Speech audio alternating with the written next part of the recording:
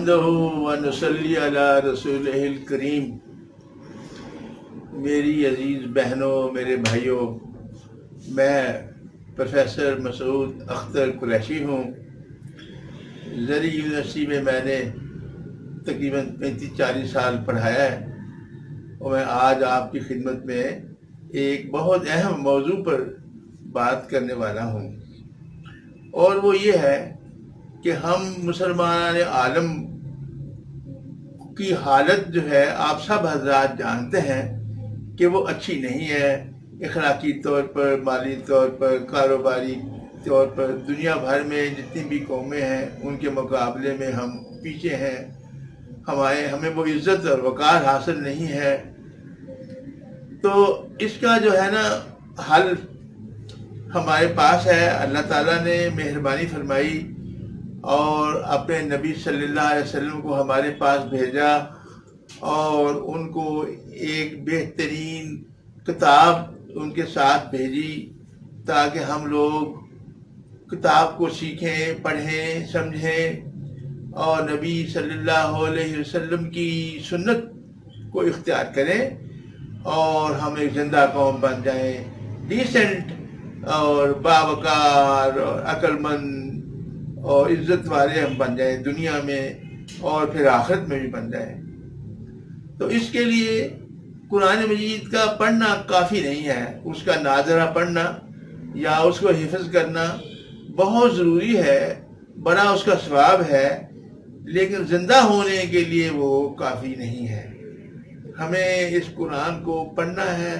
ایک ایک لفظ کو سمجھنا ہے، اور جہاں تک ہو سکے اس پر عمل کرنا ہے۔ اور بات اگلی یہ ہے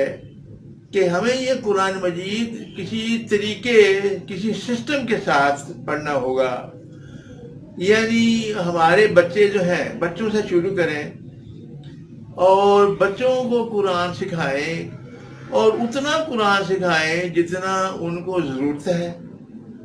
اور قرآن کا وہ حصہ ان کو سکھائیں جس کی ان کو ضرورت ہے اور وہ سمجھ سکتے ہیں۔ تو اس کو سامنے رکھ کر اللہ تعالیٰ نے میری مدد کی، کچھ میرے دوستوں نے بھی میرے ساتھ مشورہ دیا۔ میں نے پورے قرآن مجید کو 14 درجوں میں تقسیم کر دیا ہے۔ اس کے جو الفاظ ہیں قرآن مجید کے، اس کی جو آیات ہیں، ان کو میں نے 14 درجوں میں، گریڈز میں تقسیم کیا ہے۔ کچھ الفاظ وہ ہیں جو پریپ کلاس کا بچہ ہی سمجھ سکتا ہے، اس کے لیے، اور اس کو اتنی ہی ضرورت ہے۔ ان لفظوں سے زیادہ اس کو آپ نہ پڑھائیں، اس کو اتھو آ جائے گا اور وہ نہیں سمجھ سکتا، اس کو ضرورت ہی کوئی نہیں۔ اسی طرح کلاس 1 ہے، کلاس 2 ہے، کلاس 3 ہے، اپ ٹو کلاس 12۔ تو یہ اللہ تعالیٰ نے مجھے یہ بات سمجھائی، اور پھر میں نے یہ کام کیا، اور ان کتابوں، پھر جو لفظ جو میں نے چنے تھے، ہر کلاس کے یہ جو لفظ میں نے قرآن کے چنے، پھر میں نے ان کی گروہ بندی کی۔ توحید کے الفاظ جو تھے وہ میں نے سب سے پہلے وہ لکھے، پھر جو رسالت مآب صلی اللہ علیہ وسلم کے بارے میں جو لفظ ہیں وہ میں نے لکھے، پھر وحی کے بارے میں، اس کے بعد پھر جو اللہ تعالیٰ کے ضابطے ہیں ان کے بارے میں جو لفظ ہیں وہ میں نے لکھے۔ اسی طرح ایمان کیا چیز ہے اور نیک اعمال کیا ہوتے ہیں اس کے بارے میں، اور اس کے بعد پھر جو غلط کام ہے، جو کفر ہے، بدکاری ہے، اس کے بارے میں، اور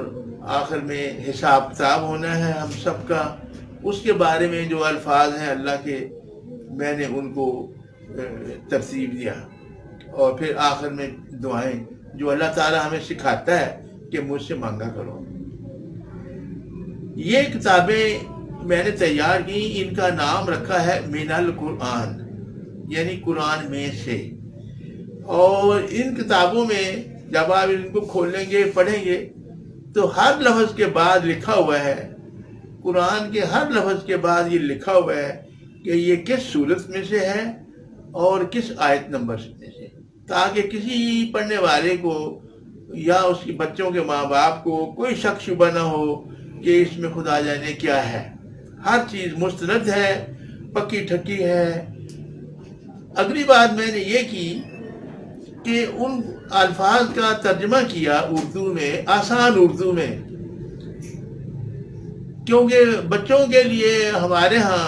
قرآن مجید کا ترجمہ نہیں کیا گیا، تو بچے ظاہر ہے مختلف ہوتے ہیں، ان کا ذہن سادہ ہوتا ہے، ان کے لیے پھر آسان ترجمہ کیا گیا ہے۔ اور ایک اور بات کی گئی کہ میں نے ان قرآنی الفاظ کو سمجھانے کے لیے شکلیں، کچھ تصویر خاکے، ہاں جی، کچھ کارٹون وہ بھی اس میں شامل کیے ہیں، کیونکہ میرا تجربہ ہے بطور ٹیچر کہ الفاظ سے بچے بعد میں سمجھتے ہیں، لیکن تصویر اور خاکہ جو ہے اس سے وہ بات کو جلدی سمجھ جاتے ہیں۔ تو یہ کتابیں ہیں جی، 14 عدد ہیں،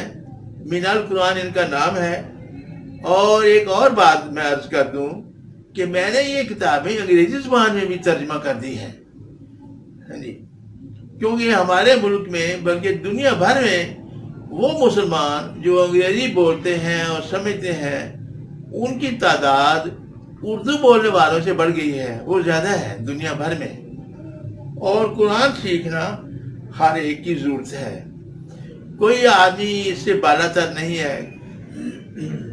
کہ کوئی کہے جی مجھے کوئی ضرورت نہیں ہے۔ ہم سب ضرورت مند ہیں، ہم سب کو اپنی زندگیوں کو مفید بنانا ہے، اور یعنی ہم خود پروڈکٹیو بنے، آنسٹ بنے، ایک دوسرے کے مددگار بنے، دشمن کو اور دوست کی تمیز ہمیں ہو، غلط اور صحیح کا ہمیں پتہ چلے، اور اپنے اپنے لیول پر بچوں کے لیے خاص طور پر میرا یہ، یعنی میں تھوڑا ریپیٹ کر رہا ہوں کہ میرا یہ احساس ہے کہ ہم لوگ بڑے جب ہو جاتے ہیں، بالغ ہو جاتے ہیں، تو پھر کوئی نہ کوئی ٹھوکر لگتی ہے، تو پھر احساس ہوتا ہے کہ اوہو ہم نے تو یار قرآن پڑھنا تھا، میں ابھی بیمار ہو گیا، مرنے ہی والا تھا، اللہ نے جان دی، تو پھر انسان قرآن کی طرف توجہ کرتا ہے۔ تو یہ اصل میں بات ہے، یہ تو غنیمت ہے کہ انسان مرنے سے پہلے پہلے قرآن کی طرف توجہ کرے، لیکن یہ صحیح بات یہ ہے، زیادہ صحیح یہ ہے کہ بچپن میں جو بچہ آپ کی گود میں ہے اس کو سکھائیں، تاکہ جب وہ جوان ہو اس وقت قرآن مجید کا میٹھا میٹھا مفید زندگی بخش پیغام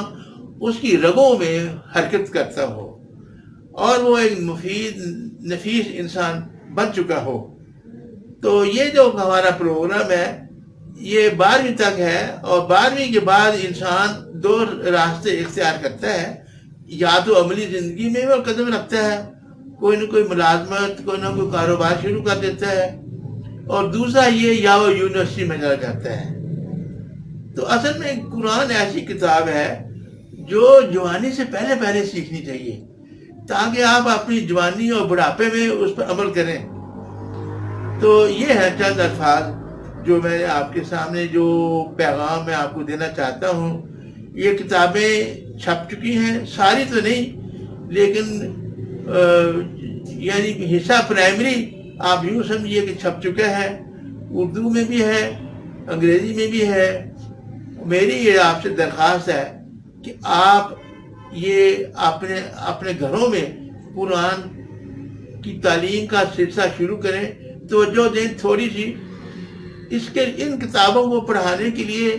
آپ کا خود زیادہ پڑھا ہونا ضروری نہیں ہے، ذرا بھی آپ کو اگر محبت ہے قرآن سے، خواہش ہے، جذبہ ہے قرآن کا، تو آپ خود بھی پڑھ سکتے ہیں اور پڑھا سکتے ہیں۔ اور میں یہ کہوں گا کہ اپنے اپنے گھر میں قرآن کا مورچہ لگائیں، اور یہ بے دینی کا جو سیلاب ہے، بے حیائی کا اور دھوکہ بازی کا اور جھوٹ کا، اس طوفان سے اپنے آپ کو بچانے کے لیے، اور جناب رسول اللہ صلی اللہ علیہ وسلم کی شفقت اور آپ کی خوشنودی حاصل کرنے کے لیے اور آخرت میں کامیاب ہونے کے لیے یہ پہلا قدم ہے جو آپ اٹھائیں، اپنے گھروں میں یہ مورچہ لگائیں۔ اور دوسرا قدم چھوٹا سا یہ ہے کہ جہاں آپ کے بچے پڑھتے ہیں، جن اسکولوں میں، ان سے بات کریں، ان اسکول کے جو ہیڈ ماسٹر صاحب ہیں، پرنسپل صاحب ہیں، ان سے بات کریں اور ان کو ترغیب دیں کہ وہ اپنے اسکول میں بچوں کو قرآن